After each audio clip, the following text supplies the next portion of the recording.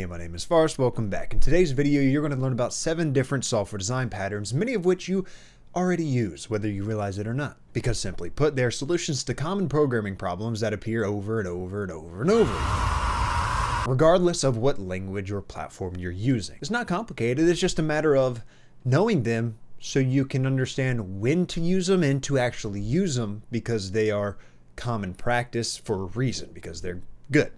Back in 1994, these 4 developers, known as the Gang of 4, wrote this book. They documented, cataloged, and formalized 23 commonly used design patterns. So I'd highly recommend reading that book, reading all the way through it, because all of those are heavily applicable today. We're not going to go over all 23, but I must note that all 23 do fall into 3 buckets. Creational patterns are all about object creation. So instead of creating objects directly, these patterns give you more flexibility on how objects come into existence. Structural patterns, that's the second category, deal with how objects relate to each other. Think of them as blueprints for building something, building larger structures from individual pieces, like Legos. So creational patterns, object creation; structural patterns, the structure of how they relate to each other. In the third category, behavioral patterns, which handle communication between objects, how they interact and distribute responsibilities, which includes the greatest pattern of all time, the strategy pattern. Just always use the strategy pattern. If you take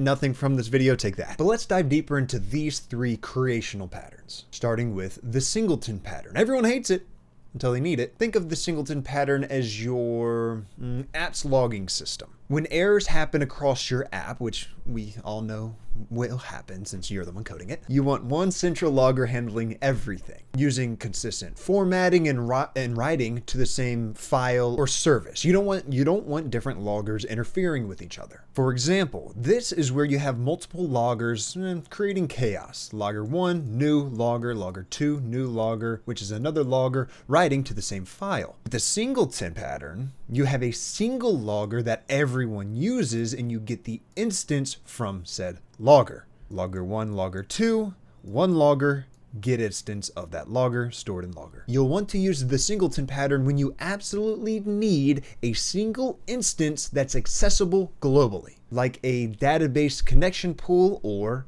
the logger. But it does have some trade-offs. The good is that you get guaranteed single instance and global access. The bad is that, well, it's a bit of a nightmare to test, and that's because you can't easily mock it. You can mock it, but you can't easily mock it. And if you want to call that a skill issue, by all means, try it yourself.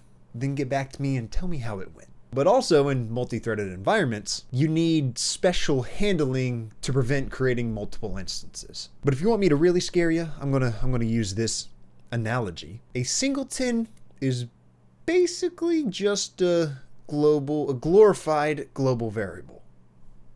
Yeah. Think about that for a sec. Makes me nervous just thinking about it, but I'm not trying to scare you. It's not all bad or anything like that. It's like using a hammer to solve your problems. Sure, it works great on nails, but not everything is a nail. That's the thing. Just use it when you genuinely need single instance guarantee, not when you just want a global state. Next up is the builder pattern. Ever try to create something that has like 15 different optional parameters? Just me? No? All right. Anyway, you can think of the builder pattern as, think about creating a complex API request. You've got headers, query params, body data, timeout settings, retry logic. Trying to do all of that in a single constructor will look something like this. As you can see, new HTTP requests, and we're just throwing in APIexample.com, post, and all of this based on our HTTP request class, like this. However, the beauty of the builder pattern is that you can chain methods in any order. You can skip the optional ones and your code actually reads like English. Check this out. So here's our class request builder, which starts off similar to our HTTP request: URL string, method string, headers, record string. However, here we're assigning it an initial value.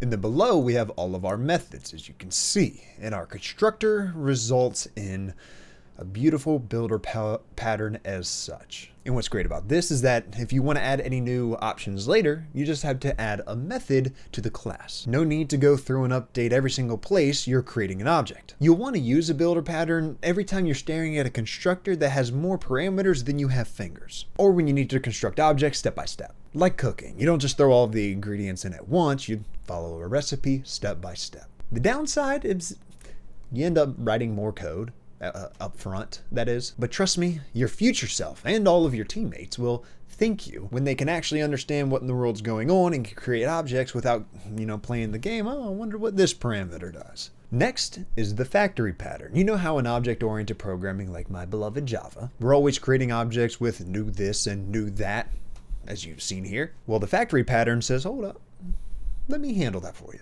Think about creating different types of users in your app. You got admins, you got regular users, you got moderators. Here's what that could look like without a factory. Yeah, not the cleanest thing under the sun. If type admin, user, create new admin, or type moderator, user, new moderator, or else user, new regular user. But if we were to follow the factory pattern, boom, that's it.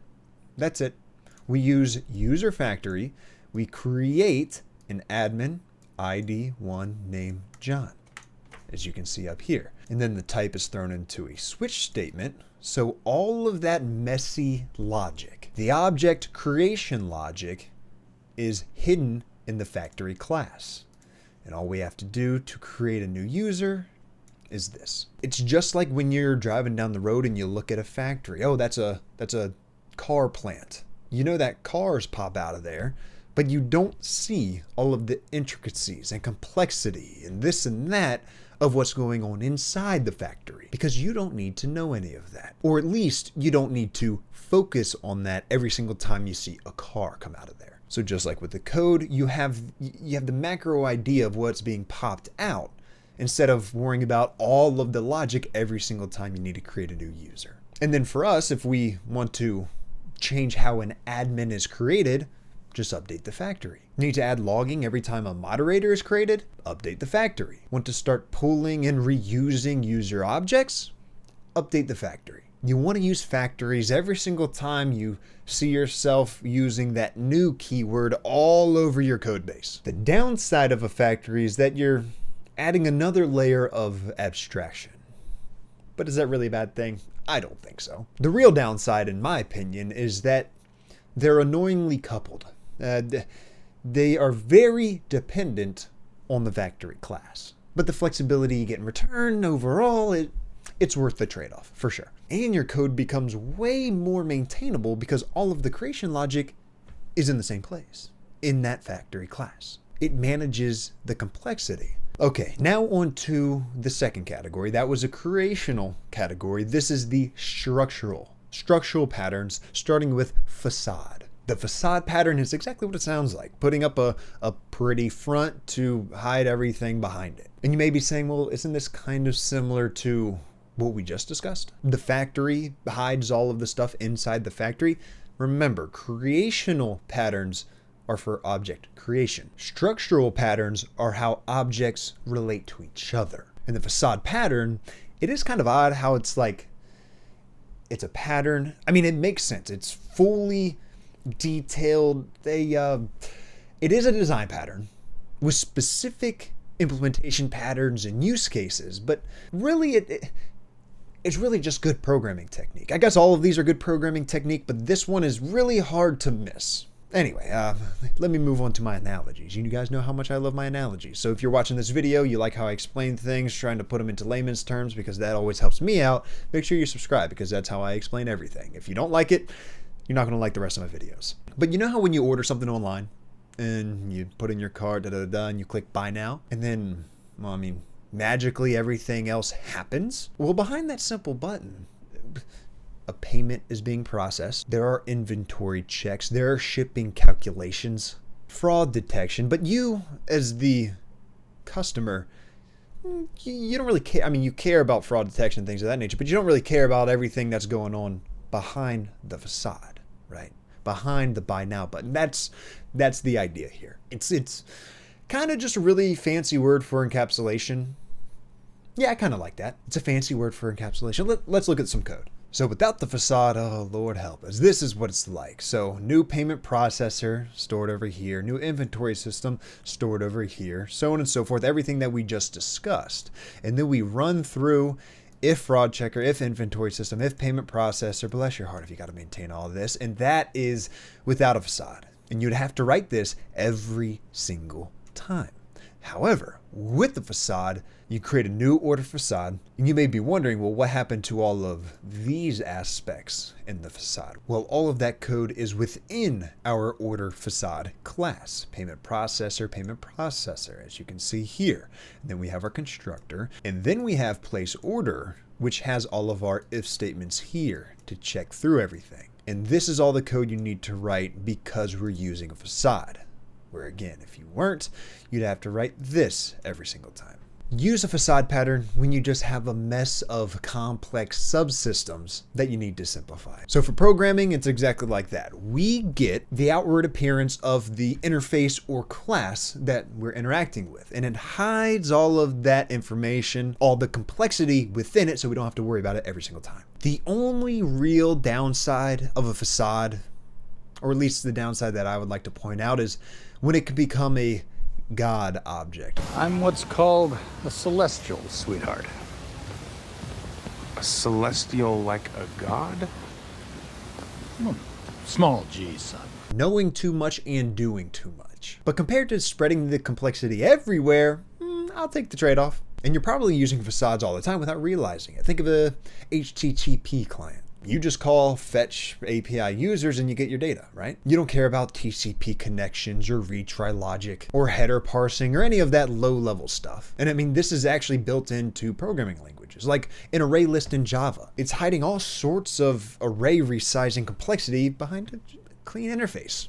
Array list. That's the beauty of facades. They're everywhere in good code. Next is the adapter pattern, which is a very easy one, simple one to understand because we deal with adapters in real life all the time. Have you ever had a laptop that you wanted to connect to a TV that it didn't have the 2016 MacBook Pro, it didn't have the proper ports, so you used an adapter to go from a USB port to a HDMI port. The naming of these design patterns is not supposed to be complex. It is very simple, very intentional, very specific. It's an adapter, and you want to use the adapter pattern when you're integrating third-party libraries or APIs that don't quite match what your code expects. So let's say the third-party weather API gives us information in Celsius and kilometers. And I've created this weather API interface. However, our app is expecting freedom units of Fahrenheit in miles. Without an adapter, we'll do something like this: create implementation of third-party API with class third-party weather API that implements weather API, which is the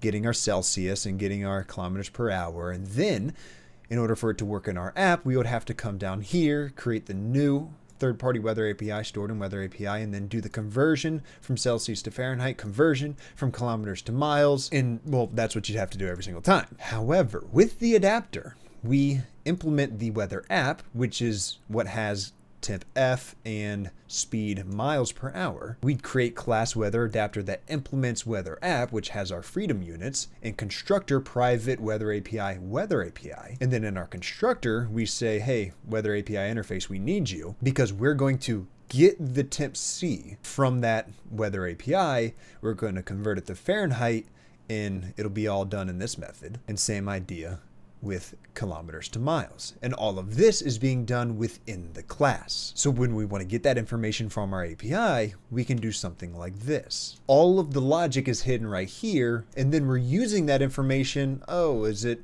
above 75? Oh, it's hot. Oh, is the wind speed above 10 miles per hour? Oh, it's windy. That's it. So instead of changing your code everywhere and putting that logic every single time you need to use Celsius and kilometers from the weather API, or if it was a library trying to modify the entire library, good luck with that. All you have to do is wrap it in an adapter. Sounds like I was almost saying Rapidash. Wrap it in an adapter. Wrap it in an adapter. Say that 5 times fast. The only thing is it can get real tedious trying to make an adapter for everything. Best case scenario is that your library and API match up with what your app needs.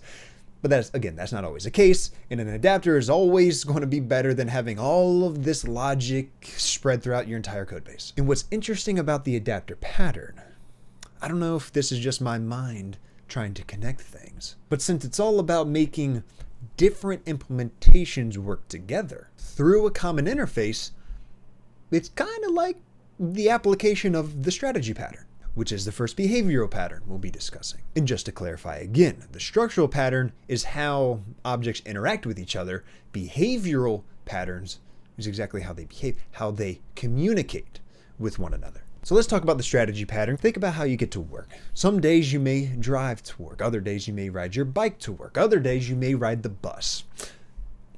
I live in the middle of nowhere where we don't have public transportation, nor am I close enough to ride my bike anywhere. So I do drive everywhere, but this is how I imagine city folk do it. Oh, let me change it up today. Let's take the subway today. Let's take the train. Let me drive. Let me bike. Let me walk. I don't know. Regardless, what I'm trying to get at is you have a common goal. You need to get from point A to point B. You are trying to get to work. You just have different strategies of going about it. One is driving, one is walking, one is taking the bus. That's exactly what this pattern is all about. So without the strategy pattern, you have the if-else nightmare. You have a class of commuter, that's you're the commuter, and you are going to work. And if you're transport car, then you got to start car, check gas, navigate traffic, parking, garage. All of the logic is here.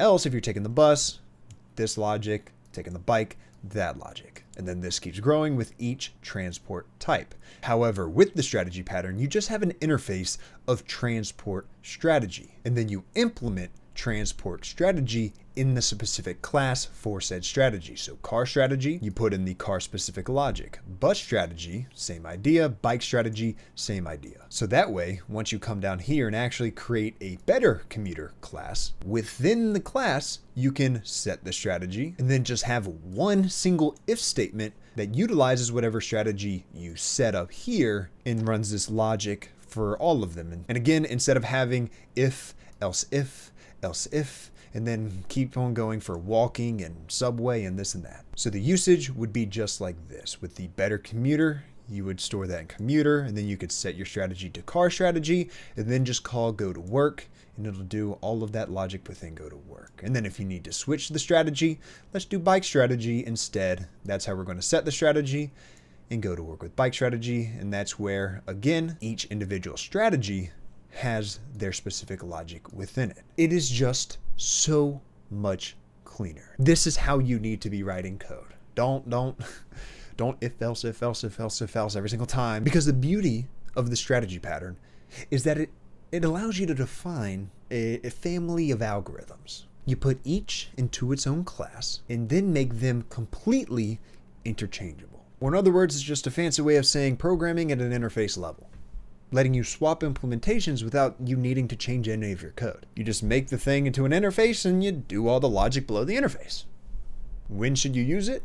All the time. If you've got different ways of doing the same thing, then the strategy pattern is going to be your best friend. It follows the open-closed principle perfectly. You can add new strategies without touching any existing code. And again, that is just creating a new class that implements the transport strategy as whatever strategy. We have car, bus, bike, walk strategy. Implement the transport strategy, have your logic within that class, the walk strategy class, you're good. The downside is that you end up with a bunch of classes, but that's a whole lot better than if-elsing, and having the logic here, and then having 20 different small classes all with their own if-else statements like I was just saying. Yeah, I'm gonna take the strategy pattern every day of the week. And I know, this is gonna hurt some feelings because I know a lot of y'all are just if-elsing everything. You know who you are. You know who you are. All right, last but not least, the observer pattern. And I'm going to use the YouTube example because you're watching this on YouTube and you're the observer to my video. But let's focus on like notifications. When I upload a video and you're subscribed, actually when you click the bell, make sure you click the bell, make sure you're subscribed, all of that. When you click the bell, I upload a video, you get notified. That's it. The observer pattern in code, we'll go over it, lets objects subscribe to events that happen to other objects. Objects subscribe to events that happen to other objects. So here's the code without the observer. You have a class called user account. This is the class to create you, the user.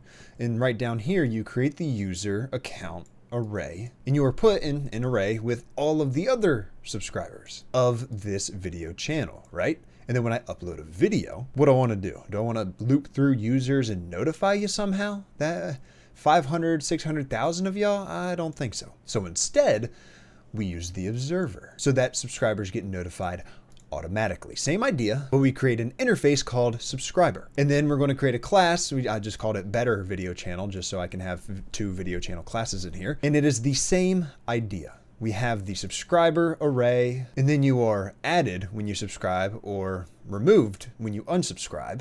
And then when I upload a video, we would notify with the title of the video to the subscribers down here. As you can see, this is our private notify method, and we pass in the title so that it notifies all of my subscribers, each of my subscribers, I should say, with that information. Does that make sense? I think it's a good example. It's just a little, as long as you know how to read code, you know exactly that it makes sense. Otherwise, you're going to have to loop through millions and millions of people for many other channels every single time you upload a video, which is not very performant.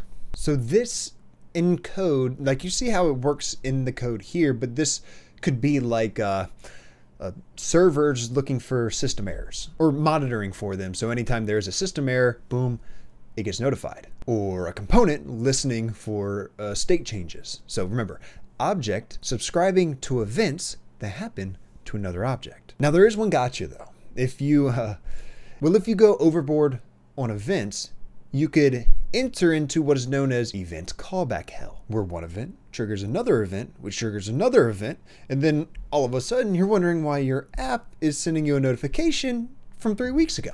But used responsibly, the observer pattern is an amazing way to handle the if this happens, do that. And there you have it. Like any good tool, it's knowing when to use each one. So study them, use them, practice to get them ingrained in your head.